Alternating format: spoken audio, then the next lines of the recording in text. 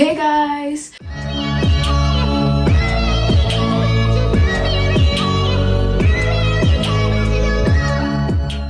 So, like, it's becoming that time where it's like almost Halloween. We have 9 more days. So, I've been writing this scary story because I love reading scary stories. I'm never watching a scary movie though, and I never have. But I love the stories, which is weird, but I have been writing one. So I'm going to be sharing what I have so far with you guys today. And, yeah. Let me see if I can find it.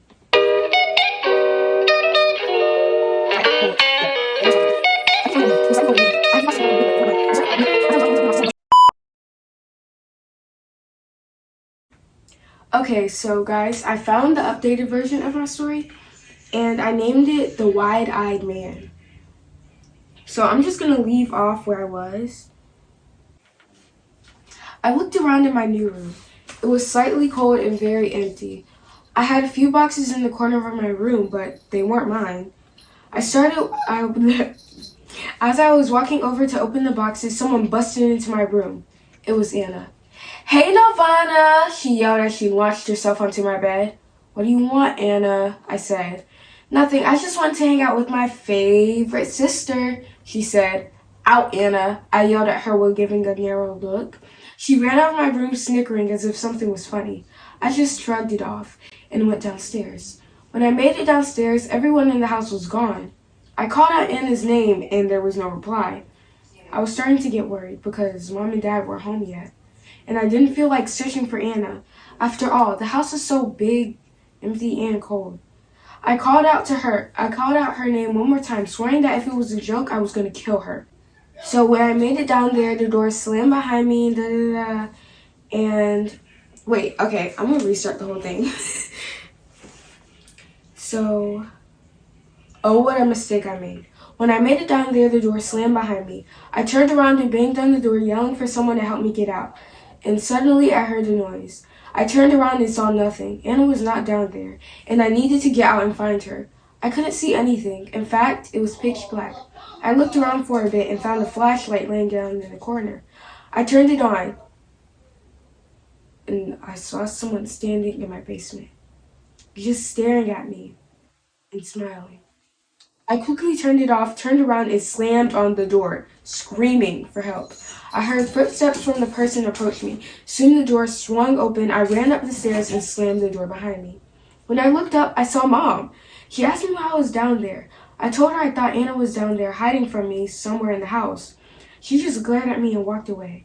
My mom was barely ever in the house and ignored me half the time she was. And my dad, he was always working late shifts and leaves us a little note to telling us to save him dinner every night.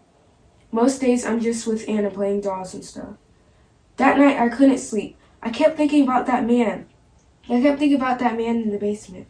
I was scared that he would leave the basement and come to my room, smiling and creeping towards me and trying to get a hold of me. Just then someone tapped on my shoulder, taking me out of my thoughts. It was Anna. "What, Anna?" I mumbled. She didn't answer. When I looked up, to my horror, Anna was standing there, smiling, standing next to the man from the basement. Chapter 2, Crisis. I woke up drenched in sweat. Mom called me for breakfast. I got out of bed feeling this wave of cold air. It felt good though, since I'd been sweating the whole night. I was on my way downstairs when I noticed the boxes in the corner were gone. I looked around in my room, but I couldn't find them. I got scared and just went downstairs to eat. When I got down there, Mom wasn't there. "Where's Mom?" I asked Anna. "She had some work to do and left early," she shrugged. "Of course she did," I said. I finished my food and went down to the basement. I finished my food and we left for school. In class, I kept thinking about what happened in the basement. My friend Abby could tell something was on my mind. "What's wrong, Nirvana? You've been acting weird lately." "I'll tell you at recess," I replied. It was recess and I pulled her to the side. "Abby, there's been weird things going on in my new house lately." "Like what?" I told her about the man that I had spotted in the basement and about the dream I had. "You need to call the cops or something, or tell your parents. That's not safe." My parents won't believe me, nor care, nor with the cops, I sighed. That's a risk you can't take, ᴅᴜ. You need to get help. She looked at me and made me promise I would tell somebody. I promised to tell my mom when I got home. When I got home, I was surprised to see my dad at the dinner table. Hi, Dad, I whispered. Hey, sweetie, how was school? Good. This was the first time I had a conversation with him in a while, so it was awkward. Dad, can you pass me the napkin? Anna asked. Sure, he replied. I got to admit, it was weird that Mom wasn't talking. Justice in general was really weird, considering I haven't seen him in a long time due to work and tight meetings. Mom? Yeah, what? I need to tell you something important. I don't care, just... Suddenly she got cut off. What's that sound? It's coming from the basement. Let me go see, Anna said as she left the dinner table. No, Anna, don't! Just then she ran down to the basement and the door slammed behind her. Anna, what's going on? Dad stood up from the dinner table and went over to the basement. He tried to open it, but he couldn't. The worst part is that Mom just sat there. I was so scared and scared all at once. I could hear Anna screaming as we tried to open the door. We managed to open the door, but when we opened it, Anna was gone. Where's your sister? Dad asked. How would I know? Wait, I don't know. Well, actually, the other day I saw someone down there, and I think they might have taken her. Why didn't you tell anyone? Well, I tried to tell you, but it was too late. I stuttered. I collapsed to the floor in tears. I'm so sorry, I whispered. Ring, ring, ring. Hello? Yeah, oh yes. This is Mr. Miller. How can I help you? Okay. All right. I'll be on my way. Thank you for informing me. I'm so sorry, ᴅᴜ. I had a meeting tonight that I really need to attend. Sarah, you need to get up and help our kids now. Our child is missing and you're just sitting there like a fool. Get up and help her find her, Dad said, and with that he left. Washington laughs. Was she mad? Her daughter just vanished and she was laughing, drinking water? She was laughing and just drinking water? I feel like that detail was like really unnecessary. Like she was just sitting there and drinking water. Like, why do I need to point that out? But I'll fix that. Whatever. I got up and turned around weak in the bones and confronted Mom. How dare you just sit there and laugh? Your daughter just vanished. You're a psycho. Just then I heard footsteps from the basement come downstairs. We left the door open, I yelled. Mom sprung up from her chair and ran away quickly. I quickly turned around and slammed the door and followed behind her. I only got a glimpse of the man. I wish I didn't. It was pouring outside when I made it out there. Mom was getting into the car and she had a bag with her. I always regretted having this family. I'm leaving, she said with tears in her eyes. What? You can't just leave me here? Well, I am. Honestly, I don't even love your dad. I've been talking to another guy for weeks now, and he's rich. Goodbye, ᴅᴜ. Good luck with your sister. And then she took off. Chapter 3. Gotta go. I was so angry. How was I going to provide for myself? I'm only 13. I went back in the house and closed the door. Mom wasn't here anymore, but she was barely ever around. I just realized that I've provided for myself all my life. Well, in terms of problems. So right now what's important is getting my little sister back. Suddenly I heard some rustling and footsteps upstairs. I crept to see what was up there, and it was a man from the basement. He was in my room. He was searching for stuff in my room. I quickly turned around and went into the basement to go find Anna while he wasn't down there. Once I made it down there, it was dark again. I looked for a flashlight and I found one. I turned it on and didn't see a creepy man. Instead, I saw a little door in the back. I'm pretty sure he was hiding behind it. I'm pretty sure he was covering it up, I tried to open it, but it was locked. Just then, I heard footsteps approaching from the basement. I turned off the flashlight and hid behind some boxes, and I heard him in the basement. He was unreal. He had big circle eyes, his skin was paper white, and he was always smiling. I can hear you, he whispered.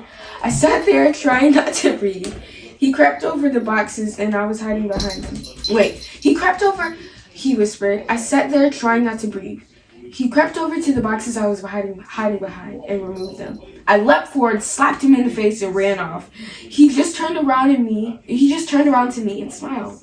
I slammed the door behind me and ran upstairs to get my phone. When I made it up there, I saw a bunch of "I will get you" hanging on my wall. I just grabbed my phone and ran from the bed and ran out of the house. I ran and ran far away until I was far enough to call Dad. I asked him to come get me and not to go home. He asked me if I was okay, and I told him I would explain once he got there. Was I okay? No. Mom just left me. He left me for a meeting, and some creepy thing was chasing me and had my sister. I was waiting at the bus stop for 20 minutes until he finally arrived.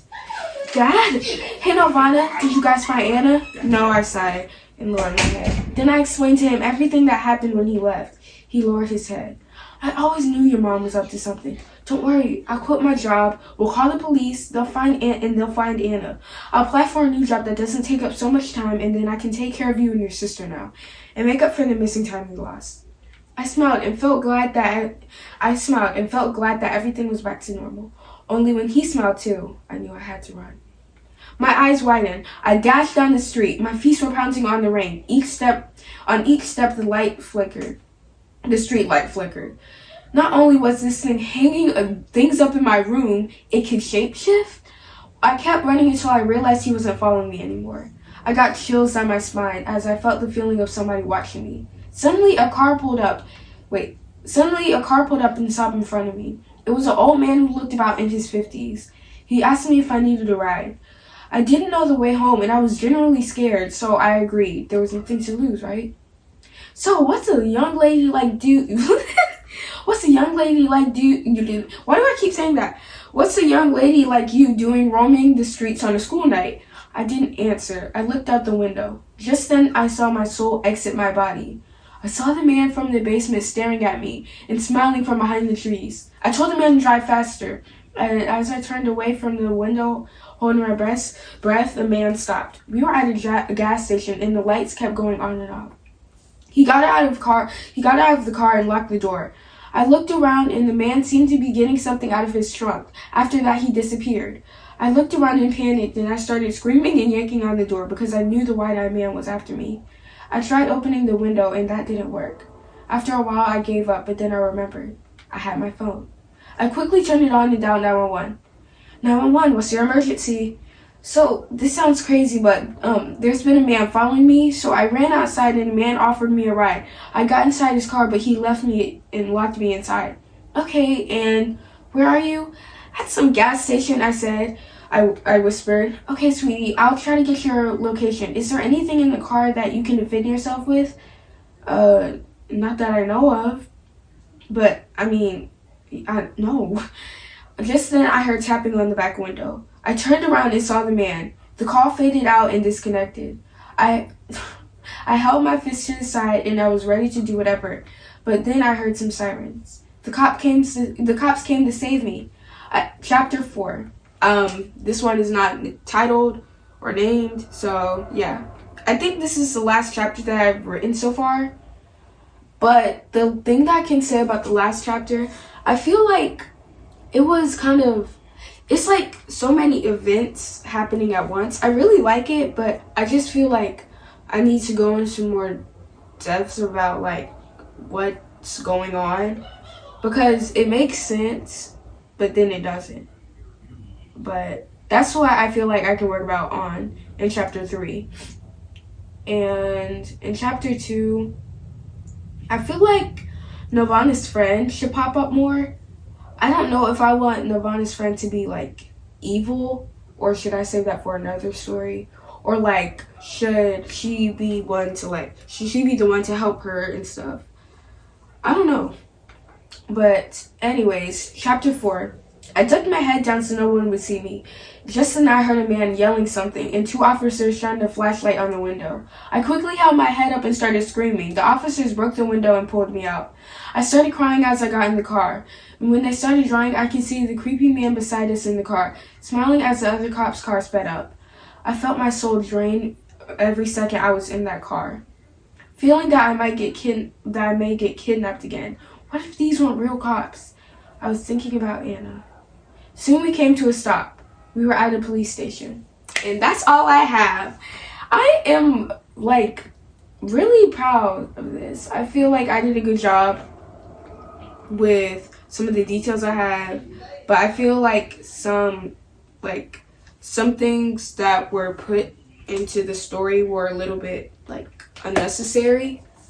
But either way, feel like I did pretty good. And yeah. So, yeah, thank you guys for listening to my story. Bye.